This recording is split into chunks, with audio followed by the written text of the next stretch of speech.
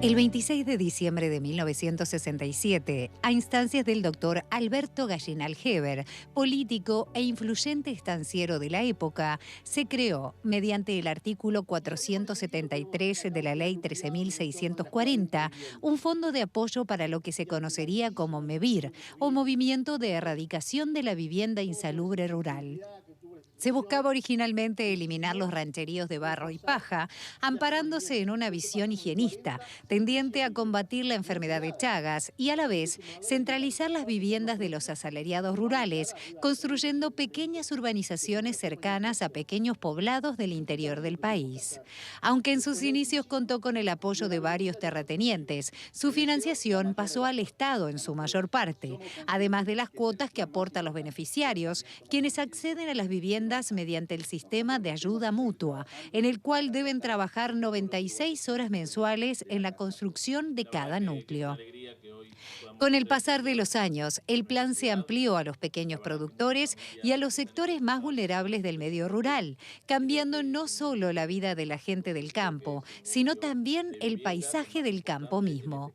Los beneficiarios de MEVIR no solo acceden a una casa, según sus propios testimonios, también aprenden un oficio, socializan, comparten vivencias en familia y junto a desconocidos, formando comunidad con la satisfacción de alcanzar un legado que dejar a las próximas generaciones. Fueron 30 familias las primeras que recibieron sus viviendas el 28 de mayo de 1971 en la localidad de José Enrique Rodó, en el departamento de Soriano, y actualmente son casi 50.000 los núcleos familiares que pueden, como dijera Gallinal allá en la década de los 60, ver llover desde adentro, sin mojarse. Conmemorando los 56 años de la creación del ahora llamado MEVIR, doctor Alberto Gallinal Heber, el periodista y escritor Pablo Cohen acaba de publicar el libro MEVIR, una historia hablada, basado en una serie de entrevistas a presidentes, beneficiarios y referentes sociales, que brindan su visión y proyección acerca de este ente no estatal que, pese a que su logo sea un nido de hornero construido con paja y barro, pretende que los uruguayos vivan en mejores condiciones. Estamos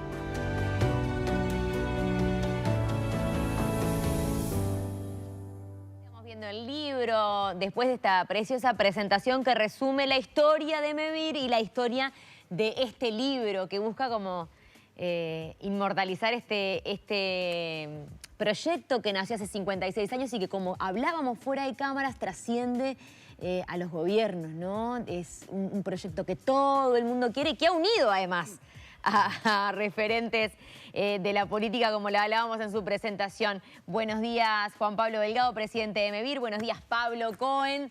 Pablo, primero contigo arranco. ¿Cómo comienza esta locura? Decir, bueno, ahora voy con MEVIR. Ahora quiero meterme en este mundo, en esta historia y dejarla en este libro. Bueno, es un placer estar con vos, Noelia, y en este programa. Y agradezco esta presentación tan informativa y tan linda.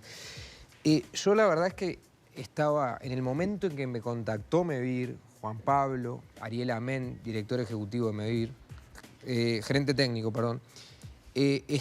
Todavía no estaba escribiendo el libro sobre el Pato Aguilera, El hambre y la gloria, estaba más bien terminando Habla Julio. O sea que lejos tenía, ¿entendés?, en mi cabeza de escribir nada que tuviera que ver con MEVIR. A mí me pareció que era importante hacer un libro que no fuera legible solo por técnicos, por especialistas en viviendas, por arquitectos, por asistentes sociales, sino que fuera un libro generalista para que la población supiera que esta es una obra social y un tesoro del Uruguay que une, como vos dijiste en la introducción. Entonces, la única condición que yo puse fue que estuvieran todos los presidentes de la democracia vivos. Y así fue, estuvieron y son protagonistas la calle Herrera, la calle Pou, el presidente Mujica, el presidente Sanguinetti. Por supuesto, Juan Pablo es un entrevistado muy importante, Salvador Ferrer, Gabriel Gurméndez, porque en este concepto de construir comunidad ellos ayudan mucho, ¿no? Con la fibra óptica, con el banco, UTE incluso. Y cuando terminé el libro me di cuenta de que había dos nexos, viste que cuando vos terminás de escribir te das cuenta de algunas cosas. Había dos nexos en torno a los cuales el libro se articulaba. Uno era los documentos de Gallinal, que la familia Gallinal se dio con mucha generosidad y que son inéditos. Los testimonios de los participantes y el capítulo en el que la protagonista es la doctora Ana Ribeiro. Ese capítulo para mí es el eje en torno al cual gira el libro. ¿Por qué? Porque la doctora Ribeiro reúne una serie de condiciones que de repente las podés reunir en general en 3, 4 personas, pero no en una, ¿no? Es didáctica, tiene una gran capacidad pedagógica, es una historiadora con mucho rigor profesional, es un encanto de persona, es una persona moderada a la que todos respetamos y tenemos cariño, y entonces al mismo tiempo tiene raíces blancas, pero esas raíces blancas no obturan su rigor. Entonces, con ella, en el fondo, ¿qué hicimos? Una especie de historia de la sensibilidad social en el Uruguay. Y ese capítulo resultó clave. ¿Qué tienen en común para decir todos estos entrevistados en el libro sobre MEVIR? Hablamos nuevamente de que es un proyecto y una obra social que une, que no separa. De hecho, todos han estado presentes en el lanzamiento, en el propio libro. Bueno, lo curioso que tienen en común es que de repente pueden hablar del presidente delegado, el presidente Beltrame, no importa quién haya sido el presidente MEVIR. ¿Sí? Cada uno tiene su impronta. Pero todos elogian a prácticamente todos los presidentes de la historia, lo cual es rarísimo, incluso en Uruguay. Y lo otro, Noelia, que a mí me impresionó mucho, es el elogio constante, por distintas razones de los entrevistados, los protagonistas del libro, al doctor Gallinal Heber.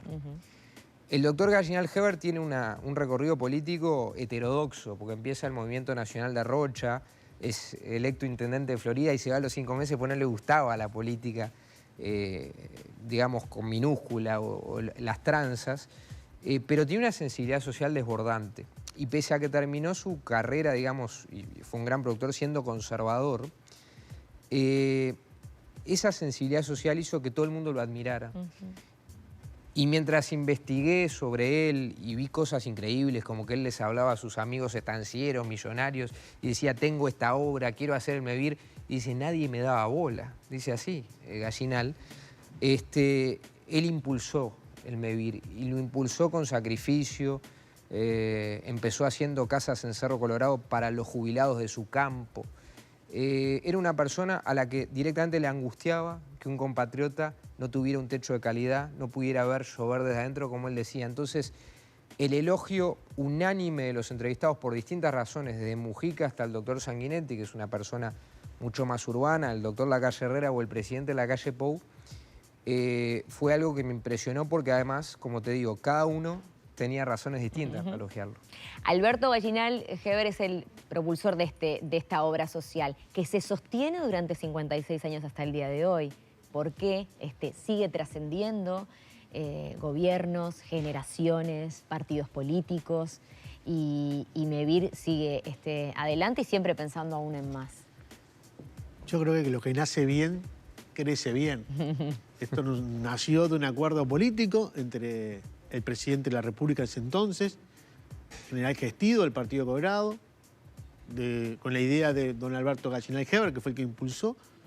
No olvidarnos que habían competido electoralmente, fuertemente, en una competencia que era la primera elección nuevamente presidencialista. Veníamos de colegiados y otra vez se competía por ser presidente y no por colegiado. Y a veces paremos de foco, que eran competencias también muy fuertes, muy duras. De repente no tiene el contexto que tiene hoy las redes sociales y el entorno, pero eran competencias ideológicamente muy fuertes también, con un grado de honestidad intelectual también muy verdadero. Y Gallinal le propuso la idea, Gestió le llevó la idea, la impulsó y se creó. Y se convierte primero en una política de Estado. ¿Pero cómo se convierte en una política de Estado? Lleva un proceso acumulativo. Hablando de construcción como arquitecto que soy, es ladrillo sobre ladrillo, no es... La política de Estado no se construye un día para el otro. Claro. Se propone la idea de hacerlo y de llevarlo y sostener en el tiempo. Se ha acumulado en el tiempo. Cada gobierno le va imponiendo su cuota aparte, pero lo va manteniendo y lo va impulsando. Y MEVIR dio un paso más, se ha convertido en una política país. Ahí el presidente de la República le dice una política nacional, yo le digo política país. Es básicamente cuando la gente la siente propia. Cuando la gente se apropia esa herramienta, sabe que es su oportunidad de una vivienda digna, con una cuota baja, porque está altamente subsidiada por el Estado, la cuida. Y la mejor auditoría que tiene MEVIR, como organismo, que tiene varias auditorías formales, pero la mejor de todas es el control social que hace MEVIR, la población sobre MEVIR. Sí. Hace un control estricto, que MEVIR haga lo que tiene que hacer, que no desvíe sus principios, que por supuesto que hay que ayornar los tiempos actuales, porque también como toda política país o política de Estado, tiene que ayornarse a los tiempos actuales, si no queda caduca y se envejece y se marchita. La idea es que siga haciendo lo que tiene que ser, ayornándose a los tiempos actuales, sin perder determinados principios que quiere MEVIR. Un ejemplo es la ayuda mutua. Nosotros en MEVIR no usamos la palabra beneficiario, no lo usamos la palabra participantes. Ahí ya refleja un cambio fuerte cultural, porque Perfecto, sí. el que entiende que es participante, que es beneficiario, hay una diferencia importante que no da para desarrollarlo mucho, pero ya la palabra marca la diferencia. Sí, participar es accionar, es ser parte, es estar ahí, es trabajar. Tal cual. ¿Cómo es el trabajo hoy de MEVIR? ¿Cuánta gente trabaja y cuáles son los objetivos en el corto y mediano plazo? Bueno, MEVIR tiene un equipo de trabajo, es una gran empresa de edificación, de política habitacional, sociohabitacional. Tiene cerca de 500 empleados de obra, otros 150 técnicos y administrativos. Pero aparte hay que sumarle todas las familias que trabajan en las obras, que son miles de familias que trabajan en las obras. Este periodo de gobierno vamos a terminar con un periodo récord de localidades intervenidas, más de 100 localidades intervenidas, lo que muestra que MEVIR está bien descentralizado en el territorio, llegando a ciudades muy pequeñas o comunidades muy pequeñas en el interior del país, como puede ser Cuaró, Artigas, y llegando a ciudades nuevas que MEVIR no había ido porque la ley de gente de consideración amplió el ámbito de actuación de MEVIR, yendo al Chuy, por ejemplo, que nunca había llegado, o Bella Unión, o Castillo, que hacía muchos años que no iba. Y bueno, eso también es MEVIR, ir a localidades más pequeñas, a las medianas, tratar de estar presente en la mayor cantidad posible del territorio nacional, ¿no? Que es difícil porque implica ir a lugares muy alejados y no tan fácil de lo que es la logística territorial, pero eso también es MEVIR. MEVIR tiene un metro cuadrado social. Porque digo metro cuadrado social, no lo hemos construido cerquita de Montevideo que construir en la punta, en Artigas. Entonces, hay que equiparar ese tipo de cosas, entender que MEVIR es parte de ese principio de ser solidarios, que en el libro lo dice, creo que el presidente del Banco República, MEVIR no se mide solamente por una eficiencia nomás matemática, hay una eficiencia social que trasciende lo que es un número o una suma. Hay valores que por supuesto lo numérico es muy importante, pero la línea social es determinante en MEVIR. Además de la construcción de las casas está la refacción, los planes de refacción, cómo sostener y acompañar a esas familias durante todos estos años. Sí, tal cual, es hacer viviendas nuevas, refaccionar y ampliarlas, ayudar al productor rural, infraestructuras productivas que se hacen en el interior, que empezamos a retomar, que no se había descontinuado. ¿Cómo es esa logística de esas infraestructuras que se generan? ¿Es contigua a la casa o es independiente? Es independiente. Nosotros hicimos un programa recientemente en San José que se llamaba Pequeñas Grandes Zonas Rurales. Ya la palabra lo dice, Pequeñas Grandes Zonas Rurales. De repente una línea, un alambrado para mucha gente de repente que está más en el ámbito urbano no lo logra entender la valía que tiene para esa persona, o la mejora del tambo, o el corral del ganado de espera, la perfección de agua. Pero también esta administración ha impulsado el concepto de construir comunidad, que es muy importante. Es como está en la infraestructura comunitaria, la productiva está la comunitaria. Porque la gente que vive en el interior profundo necesita servicios. La vivienda es muy importante, pero no es lo único. Para que la gente se quede arraigado, lo muestra el libro, lo dice, necesitamos que tenga una policlínica, un centro de estudio, un CAIF, una escuela, un destacamento policial.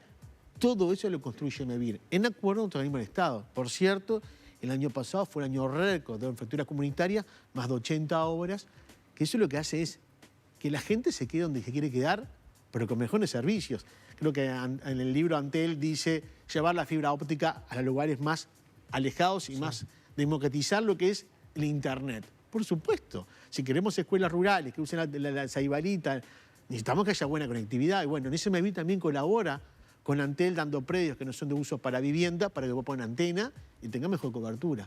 Concepto muy amplio de construir comunidad, que la vivienda es un elemento importante, pero para esa cuestión de comunidad se construye entre todos y por eso la palabra de vuelta, la participación, ser participantes nuevamente. ¿Le puedo pedir si recuerda alguna historia de algunas de las personas que represente un poco el espíritu, el trabajo, no solo de la propia comunidad, sino de todos los organismos que trabajan en MEVIR? No sé, imagino que historias habrá muchas, que la gente en un día como en el que va a adquirir una vivienda habrá muchas emociones y se acercarán, agradecerán, pero no sé, ¿cómo puede cambiar la vida de una persona? ¿Algún ejemplo que usted me pueda contar que le haya quedado? De toda la muchas gente anécdotas. que es parte. De las primeras que fui a inaugurar, que fue en 18 de julio en Salto, el Colegio 8 de Julio en Salto, una niña leía una carta, poema que decía, y claro, eso reflexionaba todo, decía, una vivienda no es riqueza, pero no tenerla cuanta pobreza. Bueno, me parecía que era una síntesis perfecta y una vez no asume lo que implica eso, la importancia de la vivienda, pero no por lo que la vivienda representa, que es el lugar de refugio, históricamente, ya me pongo como arquitecto que viene ahí.